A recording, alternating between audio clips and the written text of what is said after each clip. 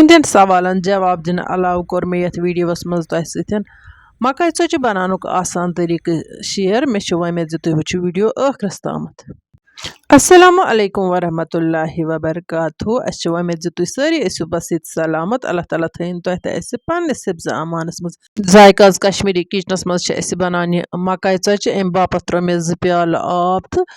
2 प्याल throw मे ओट तो यानी कि यूता ओट त्यूता आब त त्रावन। कहन मिनटन यह तैयार करुन,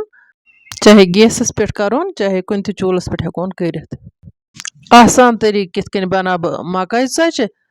सती बूझ तो पन्न सवालन हुंद जवाब त।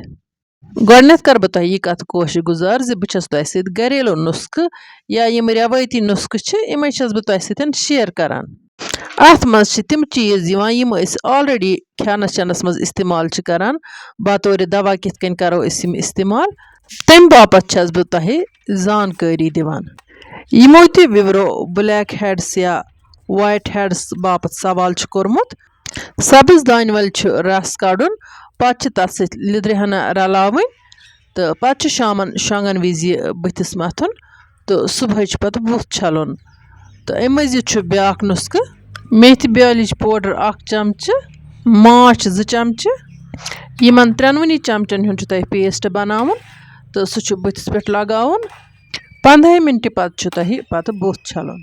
सती तोह यमन कथन हुंद ख्याल थवन तुह करतो कहेंस टाइमस तेल कम, फ्राइड चीज करतो बंद, सब्ज खेतो, मेव खेतो, सलाद हन खेतो, खसूसन खेतो गाजर तिकाज यह इंसानस खूनस मज कह हरारत आसान युस पत बुथ कन नीरित तो अल्लाह ताला बख्शनो तोह शफ। वन यमो विवरो सवाल कोरमुत कि बुथिस पे दाग नेरान तिम त बूझतन सारी यह नुस्ख तिमन सारनी बापत सठे मुफीद।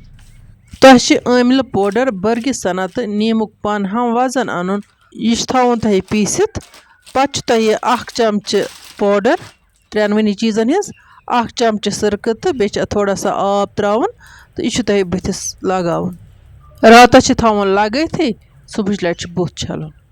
वन अगर तोह यम चीज बनन ब्या नुस्ख त कर बह तोह सत शेयर। रुहन अस गरस मज आसानी रुहन मंड 1-2 जालन पत तथ पाउडर बनावन सह पाउडर हन थवन कुन डबस मज संभालित पत यह जालित रुहन पाउडर 1 चमच, माछ 1 चमच तो सिरक 1 चमच पान वन मिक्स कर तो यह बुथिस लगावन। यह मिक्सचर तोह रात थवन लगत तो सुबह बुथ छलन। यम त नुस्ख बह तोह सत शेयर छस करान अम तीस कालस इस्तेमाल करन यीतिस कालस सह प्रॉब्लम सॉल्व गछ। वारियो विवरो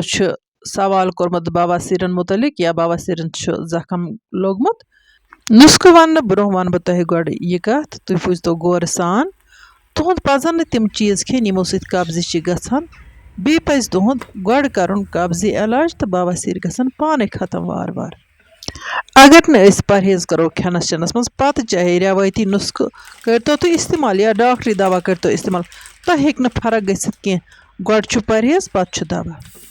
बवासीरो बापत तोह 4 इंजीर खेन तो पे चोन गरम त्रेश गिलास मगर तथ त्रेश गिलास मज 1 चमच माछ गोड रलावन। यह नुस्ख तोह वारियस टाइमस इस्तेमाल करन तोह गसन बवासीर ठीक। वारियो विवरो सवाल कोरमुत ज कब्ज गछान यड़ गैस गछान तोह सारनी बापत वन बह इकवटे नुस्ख। यमन प्रॉब्लमन मुतलिक मे पतमें वीडियो मज वारिया फिर वोनमुत मगर तुह वीडियो अडलिची वुचान मे समझी यस वीडियोस मज बह नुस्ख छस यम दादिक वनान तथ वीडियोस मज तमे दाद बापत आसान सवाल आमुत। बदियान चमच 1 पाकनावन तो तमुक कह सुबह चोन यमिस त कब्जी आसि बवासीर आस तम खतर सठे मुफीद। अम मजीद वन बह तोह ब्या नुस्ख अजवाइन प्रथ कुन सिनिस मज इस्तेमाल करन। अजवाइन तो बदियान रलावन तथ थोड़ा सा खंड पीत हना रलावन। अजवाइन कम मिकदारस मज तो बदियान गस वारिया त्रावन तो तथ गोस त्रावन खंड रस हना पत गस अकिस डबहन मज थवन बतस पे गस फल सापन इंशाअल्लाह रहमान न रोज तह गैस प्रॉब्लम न रोज तह कब्जी हज प्रॉब्लम तो न रोज तह बवासीर हज प्रॉब्लम। ब्यूटी जानन सवाल कोरमुत ज मे सरस जिस्मस कशन यवान ब्यूटी जान तह मा वोनमुत तह दान नेरान कशन इनस आसान कह वजूहत वन वन बह तह नुस्ख यह करतो तुह इस्तेमाल। तुह अनतो रोगन जैतून तो रोगन बादाम यमन दोनवनी 1 चमच त्रो कुन प्यालस मज पत करो मिक्स तो सरसे जिस्मस मथो अल्लाह ताला करनो शफा अता आयंद वनजो तफसली पन सवाल कह विवरो सवाल कोर्मुत ज म्याद चकान अम बापत मे पतवन वीडियो मज नुस्खो वोनमुत लेकिन तिम तोपत सवाल करान वन कर बह सो नुस्खो रिपीट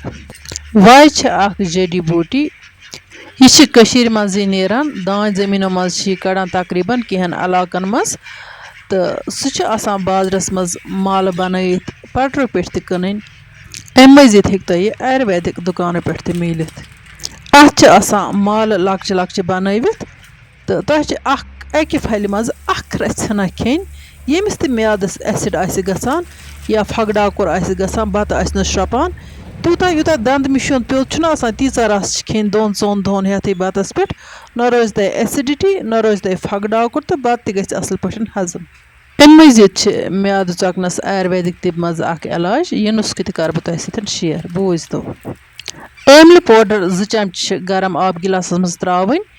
दहस मज इमे 4 गिलास बनावन तो 4 लट चोन अम म्यादस फर्क गसान या म्याद चकनस प्रेगनेंसी दौरान कमर दाग या जंगन दाग अम बापत आमुत सवाल करना मोहतरमा यह प्रेगनेंट लेडीजन यह प्रॉब्लम कह लेडीजन कशुन तो नेरान वारिया कशुन जंगन पेन कमरस पेन बेचीनी कहेन यम प्रॉब्लम रोजान 9 रेतन अमिस माज पत नए रेत पत यह पाने ठीक गसान डिलीवरी पत अल्लाह ताला बख्शनो शफा सुकून कलब करनो अता ब्याक सवाल आमुत ज माज हंदिस ददस मुतलिक वन तो कि माज हुंद दोद बच्चे सद खतर सठे मुफीद माज हुंद दोद बच्चे सद बाबत अल्लाह ताला सद तरफ अता गसान तो अत मज कुने चीज कमी यह फुल गजा बच्चस खतर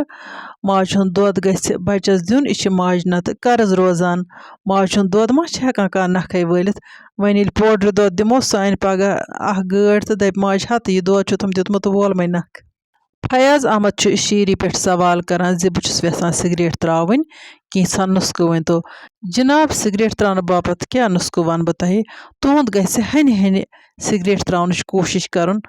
अके साथ हेक्यो न तुह त्रित अगर तुह दोहस 4 चेवान 3 चेतो पत चेतो 2 पत चेतो वार वार अकुई तो इंशाअल्लाह रहमान तुह ग पत वार वार वार वार यह आदत मशित किडनी स्टोन बापत कह विवरो सवाल कोर्मुत तिम बूझ तन नुस्ख तुंद ग मुज ब्योल अन तो सह ग पीसन मुज ब्योल ग प्योर आसन सह ग ववन बापत तथ कुन सात दवा दिथ तो साफ अहन दवा वरे मुज ब्योल ग अन बे ग मुज पतर आसनी बाजरस मज कन तो यम दनवे चीज गसन पाकवन आबस मज दस गसन अमिक त्रेशस 8-10 गिलास चेन इंशाअल्लाह रहमान बख्शो तुह अल्लाह ताला शफा कर तो अमे नुस्ख तुह आजमाइश यमिस यह प्रॉब्लम यपर किन मकल मे चच कर सी कर बह यह कत गोश गुजार ज तुह पान समझान कि वीडियोस मज कूता टाइम तो कतन सवाल हेक इंसान जवाब दिस बह यूता हेकान तूता बह कोशिश करान वन यिंद सवाल रूद तम करतन यम वीडियो किस कमेंट बॉक्स मज पन सवाल दोबारा शेयर तो अलबत्ता यमन सवाल मे जवाब दिमित प्लीज़ एंड प्लीज़ तम सवाल मत कर तो बे रिपीट कह ताकि सारे हंदन सवाल हेका बह जवाब दित मे निश नॉलेज बह हेका तुह सत शेयर कर अक्स चीज़ सत मा रोजन ब्रोह कुन पको अल्लाह ताला कर सारे मरीजन शफा यमो मे दुआक दरखास्त कोर्मुत